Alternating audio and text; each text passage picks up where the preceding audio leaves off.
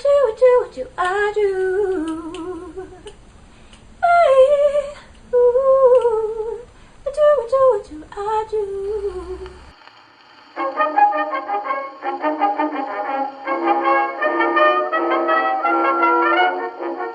Hello beauties, welcome back to my channel. So today I'm thinking of starting a new kind of series. We'll see how this one goes down. But it's basically about something I am very passionate about, which is happiness. So I like to think that I am generally quite a happy person, but I am also a person that is incredibly prone to stress and being very overwhelmed easily by things, and can get quite easily into like destructive, catastrophic thinking. Especially since coming to university, that has definitely gotten a lot worse. So I thought that I would share some of my tips to reducing stress in this video. That's going to be the first one. It's going to be reducing stress, and then maybe in another video I could say like ways that you can make yourself feel happier. I don't know, let me know what you think if you're watching. Leave a comment. I like comments, especially when they're helpful. So yeah, that's going to be this video. It might sound a bit weird for like a beauty channel, and primarily of course this will still be my beauty channel, but I wanted to do something kind of lifestyle related as well. So let's get started.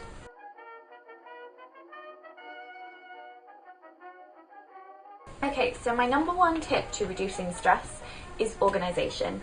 Disorganisation is like the catalyst for stress, especially for me. I get so stressed if I'm disorganised. So my number one remedy for this is of course a planner. Now whatever form this may take, for me this thing, which I showed in my last haul video, has been a life changer. I'm not even kidding. I write everything in this. I take this pretty much everywhere with me. If I'm going out, I probably have this with me, so that if an event comes up, I just open up and I write it in my planner. And the great thing about this one is that you write the date yourself, so it's not like already all done up, which is great because I got this in like April. But what I do is every single day of my life I write a list of things that I want to do, and these can be as simple as you know, be awake by between 7 and 8 a.m, reminding myself to meditate, reminding myself to stretch, and then everything that I want to achieve or have to achieve that day. So whether it's like an event or a lecture or anything like that, I write it all down in here. And this is so nice because then I don't have to worry. I know exactly what I want to do, and there's still room for me to like add other things in. And it also has a little section at the bottom for notes that you can make at the end of the week. And then a little thing here, which is just something cute. So this week says, I'm going to escape life for a moment on a magical ride to blank, and you write down like nice things. So this is the perfect planner for me, and in between it also has like lines, so you can write any notes, and cute little pages like this. So a planner is pretty much my top way to reduce stress, because if I have everything for like the next few months written down, I feel so much more on top of life, because then I can see everything. I'm quite a visual person, I like to see things.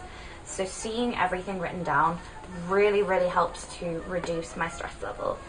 So that is my number one thing, is a planner. And I also have a calendar. Mine has pugs on it. Oh gosh. And my calendar, having everything written down on there as well, also really helps me. So basically being organised.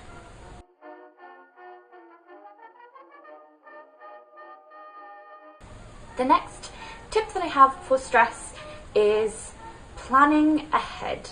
Now I'm going to use the example of essays here because it's what I know very intimately. I'm an English and theatre student. I know essays.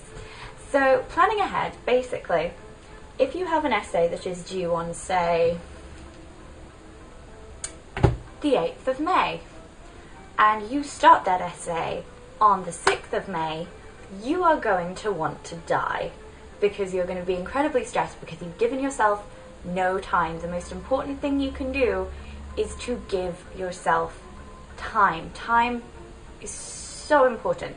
You need to be able to let your mind breathe, and also if you get really stuck in a rut, you need to have that time to go, okay, I'm not getting much done, I'll go away for a couple of hours, or I'll go to sleep, or I'll save this for just later so that my brain has time to re-energize, cleanse itself, you know, calm.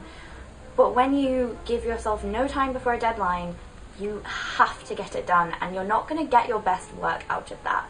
I know I've thrown together essays the day before, or one particularly memorable time, 2 hours before the deadline. That was hell. And, you know, I got them in, and I got good grades, but I know I could have probably done a better essay if I'd have more time. So basically, for everything in life that you have to do something for, plan ahead, organize your time, use the planner, use the to-do lists, use reminders on your phone, whatever you have to do to get yourself in gear before that deadline. Because if you are constantly thinking, oh god, I have to get this done because it's due in 2 days or 2 hours or 2 minutes, then you're just creating totally unnecessary stress for yourself. You are actually making a problem where there does not need to be one. And I know that motivation for things can sometimes be hard to find, but surely not being stressed is your motivation. So just force yourself to do it. I know it's not fun, but force yourself.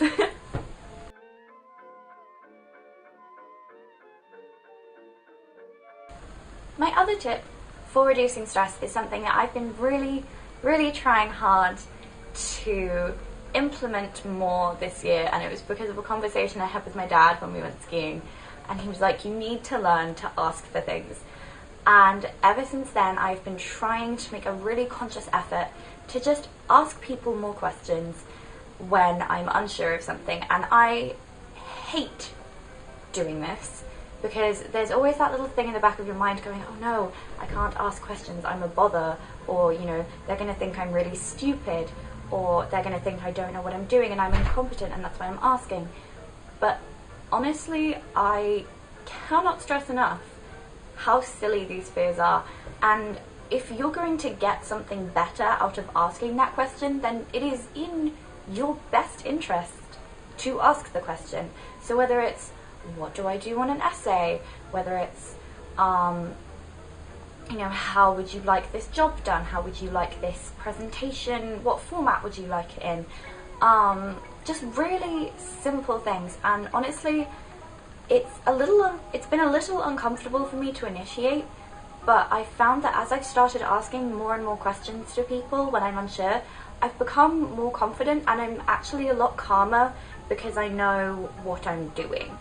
So asking questions is so important, and if you are still really super conscious about what people are thinking, then I would recommend this book, and also this book actually. I just started reading this. So you may have seen in my last haul video I recommended a book called The Life-Changing Magic of Not Giving a Fuck. This is by Sarah Knight. It's an incredible self-help book, and it's basically about how to stop caring about unnecessary and extraneous things. So if you are really super conscious of what people are thinking of you, then this would be a really good read. And also, my mum just got me this book. It's called You Do You. It's by the same author. It's called, the subheading is How to Be Who You Are and Use What You've Got to Get What You Want. This is also really great if you're dealing with self-consciousness. Is that the word? Being self-conscious. Self-consciousness. Yes, English student.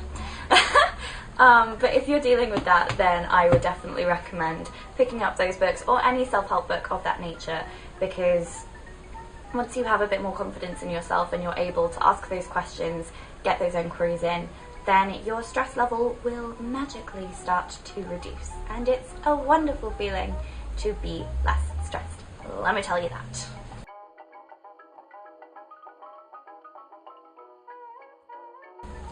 My next tip for being stressed is having a support system.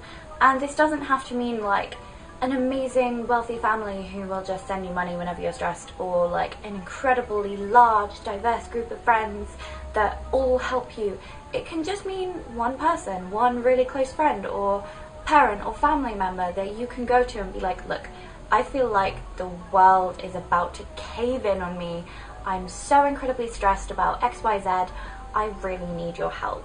And honestly, even if you don't ask for help, if you just talk over the situation with them, so often other people can look at things from a different perspective than you, and it helps so much. I can't even describe the amount of scrapes I've gotten out of just by talking with other people. Because when you're really stressed, your brain kind of goes into overdrive, and you're like, oh my god, this and this and this and this and this. But you really don't need to be that way, and someone else who isn't in the situation can be a lot more objective and look at things from a different angle and help you to do the same, and that's really going to help reduce your stress. So just having open communication with people. Again, this could be teachers. I recommend trying to find a rapport with at least one teacher or lecturer or co-worker or supervisor if you're at work, that you can go and talk to, and you know, have that, just a little safety net really. That will really, really, really help to reduce your stress level. People. Who knew?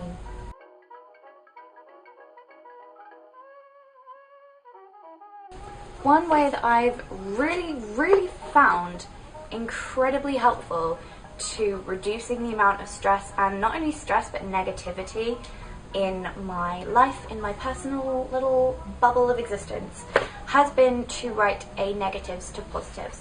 So this is a beautiful notebook that my boyfriend got me for Christmas, and I had no idea what to put in it until, you know, the glorious time of 3 AM where all great thoughts are formed. I thought, why don't I write negatives to positives? So that is what this notebook is dedicated to now. So you can see I have a cute little illustration. Has that zoomed? Yay! Cute little illustration here. And basically what I do is whenever I have like a persistent or really strong negative emotion, I write it down in full. I write the negative emotion and what it concerns.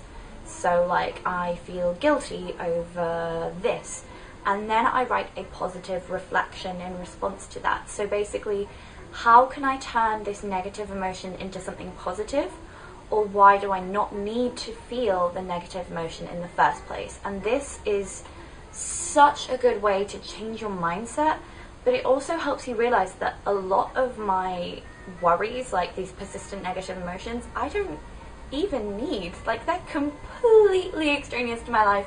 They are superfluous in every single way, and I don't need to feel them, and that feels so good. It feels like a weight is lifted off of your chest. So whether you have apps in your phone that you write it down on, whether you have a little notebook like me, because I find it very therapeutic to actually write and see it written down, then having some kind of way of turning negative to positive. And I recommend writing it down, or drawing it, or sketching it, or making plasticine models out of it, or just having it visually there and having it out rather than internal, because I find that even when you're thinking internally it doesn't always work.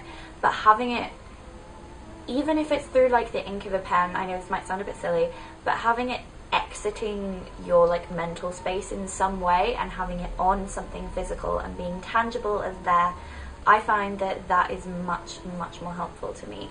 So have that negatives to positives list, and then you'll also find slowly over time, like this does not happen like overnight, but over time you will start to make those transitions more naturally. So in your head you will already be thinking, okay, I'm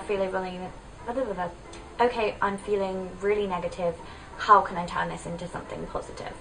And that is one of the most important things you can have to help you reduce the stress level in your life.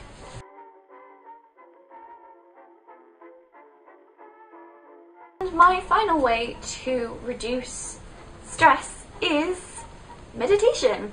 Now this I'm aware it does not work for everyone, so if you're one of those people that's like, oh, I cannot meditate, then calm your little beans, that's okay.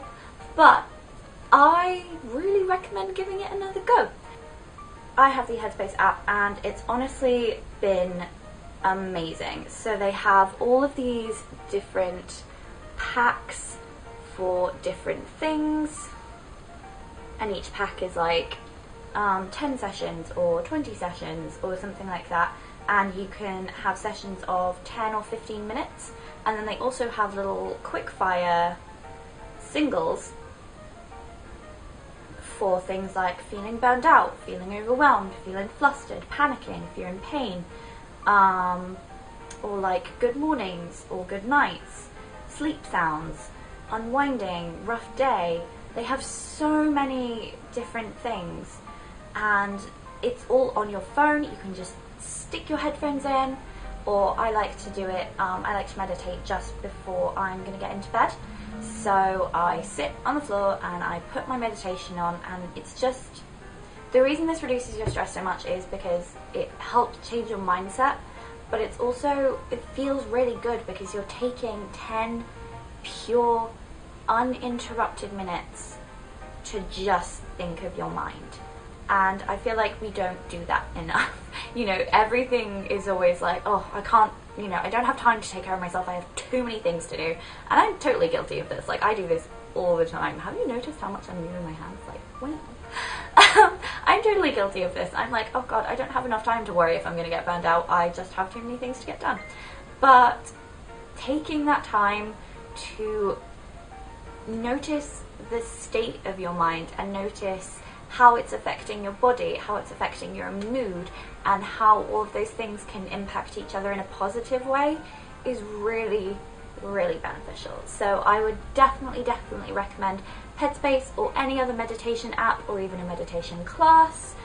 Anything you can do that's going to help you take those few minutes every single day for yourself and for reducing your stress in a really nice, cleansing, calming way.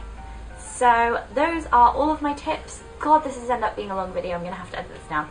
But I really hope that this is helpful in some way. Let me know if you would like to see another video on how to make yourself happier in everyday life, or how to be more positive, or things like that, because I would really like to continue this series. I think that it could be really nice. Just every so often a break from the beauty and the hair and the vintage to just bring you something good for your soul. So let me know, and I hope you enjoyed this video. Please give it a thumbs up if you did, and please subscribe to my channel. I'm almost to like 90 subscribers, which is pretty cool. I'm pretty excited about that. And I love you all, and I will see you in my next video. Au revoir!